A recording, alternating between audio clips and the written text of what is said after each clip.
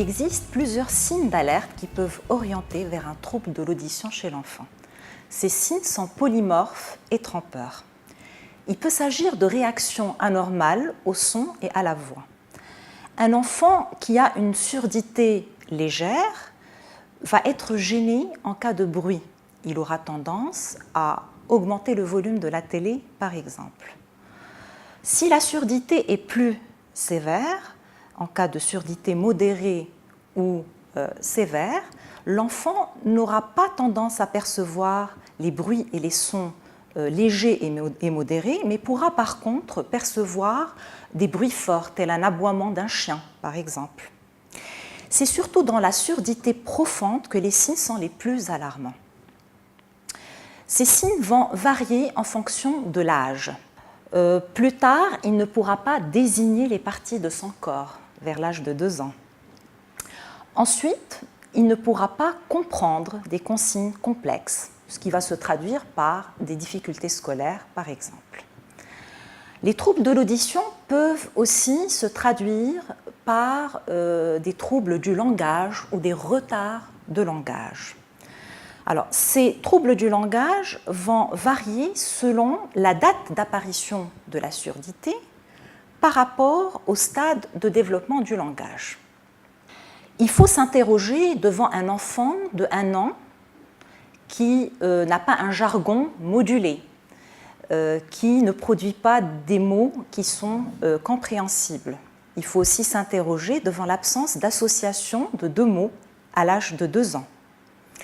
Il faut s'interroger quand l'enfant a des troubles de l'articulation vers l'âge de 4 ans et toujours se poser des questions quand il y a une stagnation ou une dégradation du langage. Les troubles du comportement, même mineurs, peuvent indiquer un trouble de l'audition. Un enfant rêveur, désintéressé en classe, inhibé, anxieux, ou au contraire un enfant coléreux, violent. Enfin, tout doute des parents ou du corps enseignant justifie un avis spécialisé.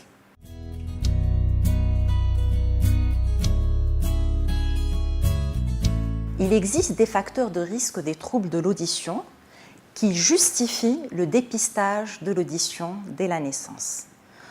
Pendant la grossesse, les affections qui affectent le fœtus, telles le cytomégalovirus, sont fortement pourvoyeuses de surdité.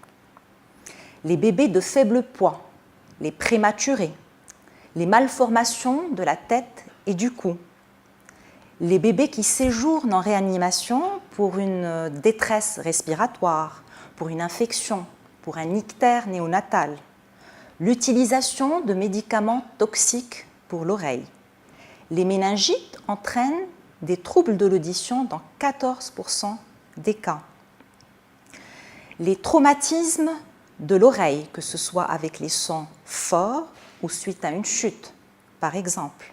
Les otites mal soignés.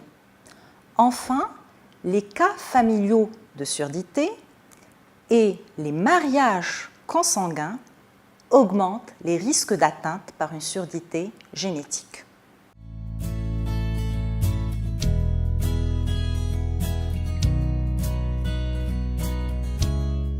Plusieurs moyens sont entrepris pour aider l'enfant sourd dans sa scolarité et l'aider à s'intégrer socialement.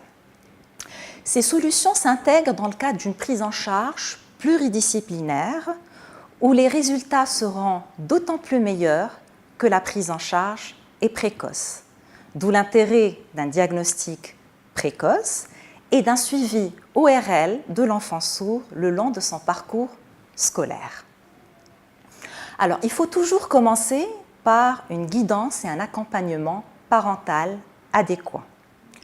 Selon le type de la surdité, on va proposer soit une prothèse auditive externe qui sera réglée par un audioprothésiste, soit une prise en charge chirurgicale qui variera de la simple pose d'un aérateur transtympanique à la mise en place d'une prothèse implantable type implant cochléaire.